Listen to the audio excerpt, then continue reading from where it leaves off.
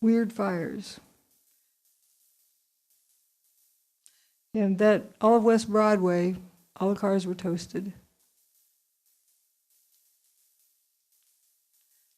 Patrick Conley, one of the firefighters, tried to take shelter in there and decided he didn't want to stay in there. He wanted to come out.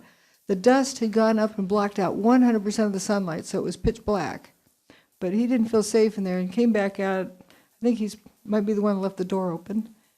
And he started up the street, and he couldn't see where he was going. And then he said, thank goodness the cars started lighting up, because then he could see where he was going, including this car. He walked past that one, and the cars just lighting up as he passed them. And that was right after the tower's demise. Not during, but right after. He walked out, that's where the door is down there, up to intersection C, turned and went over that direction.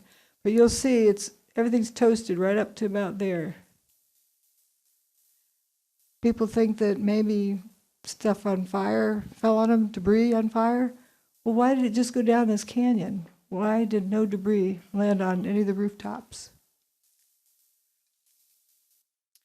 Unburned people. These guys are going for lunch. Not worried about the fire. Do, ho-hum. They're not worried about any cars blowing up. What exactly is on fire here?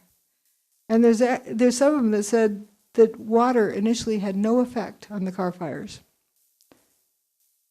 But how many people want to be hanging around fires looking casual?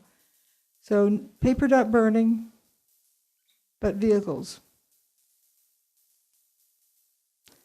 Hot things glow, but not everything that glows is hot. Think of incandescent lamps versus fluorescent lamps. That's an example in our everyday lives. So just because it looks like it's white hot, might not be that it's hot. Let's look at some other clues around here. We have a igloo cooler and a plastic trash can, not melted. More than that, the aluminum cladding here. Aluminum alloy might melt at around 600 to 660 degrees centigrade. This kind of white hot is over 1200 degrees centigrade if it's hot, if it's glowing because it's hot. So why isn't the aluminum a puddle? Why isn't it wilted? Also, we'll see this one closer up. It looks like it's kind of glowing at that end. This looks like unburned paper with glowing things sitting on it. And these look like Cheetos over here. Or what do you call them again? What's its? Little orange thingies on the ground.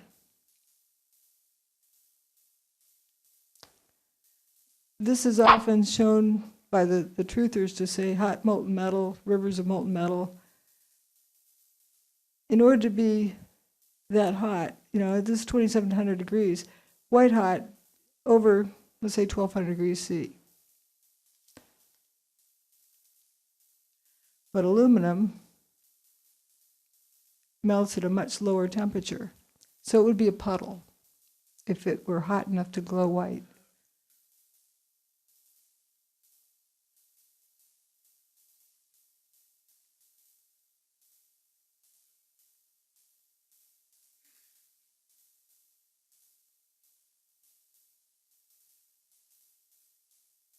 Now we're going to look at that corner.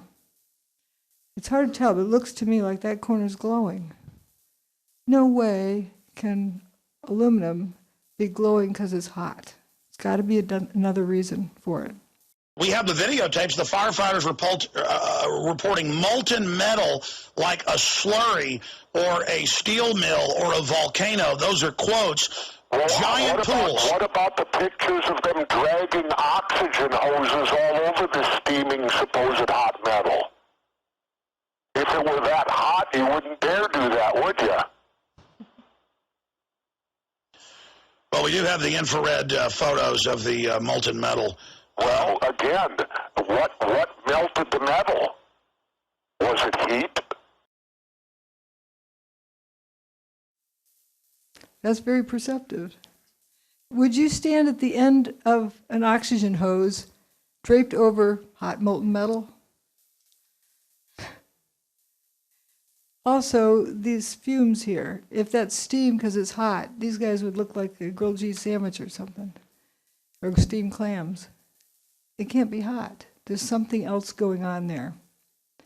Here's this famous USGS image that folks say is evidence that it was high heat. They claim that at point E, it was 819 degrees Fahrenheit. Water boils at 212 Fahrenheit. This guy doesn't look like a boiled chicken. And this is right in front of WTC3. You can see from you can match where the parts are.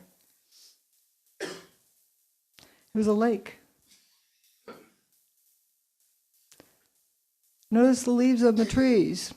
Didn't get burnt. This is, again, the swamp. Lots of toasted cars. Like, what happened to this guy? Looks like the engine's gone. This is that intersection where Patrick Connolly made the turn, and these are the vehicles were lighting up when he was there. Cheetos on the ground, whatever those are. This vehicle in front, this van, it's another image of it with the contrast changed so you can see there's a fire on the side of the van. What's with that? What's burning? This is during the cleanup.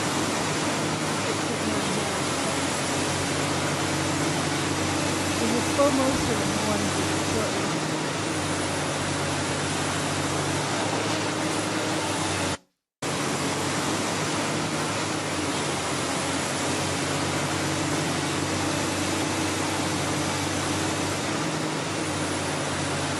That's not fire. There's some weird reaction going on. You hear about the hot steel-toed boots melting? The women go in and out of Ground Zero up to 10 times a night, often until 2 in the morning, delivering whatever it is rescue workers need to do their jobs, like the ones working in the hotspots. Steel-toed boots is one of the biggest things. Steel-toed boots? Steel-toed boots. Out still on the rubble, it's still, I believe, 1,100 degrees. The guys' boots just melt within a few hours, and they're burning their feet.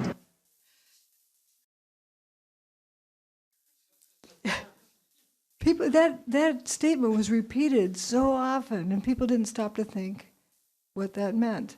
If my steel oven is melting, the turkey inside is more than well done. Also, if you're cooking steaks on a grill that's 1,100 degrees, your steaks get burned. They don't even get cooked. So how can these guys be working on a pile that's 1,100 degrees? Humans ask questions until they're given an answer, and they grab it and run with it, especially in an environment like this. They don't stop to think, does this make sense? And it gets repeated and repeated and repeated. But something had to be going on with those shoes. There's a lot of stories about shoes deteriorating. It's another interesting story about heat from Rudy Giuliani. There were fires of 2,000 degrees Fahrenheit below the ground.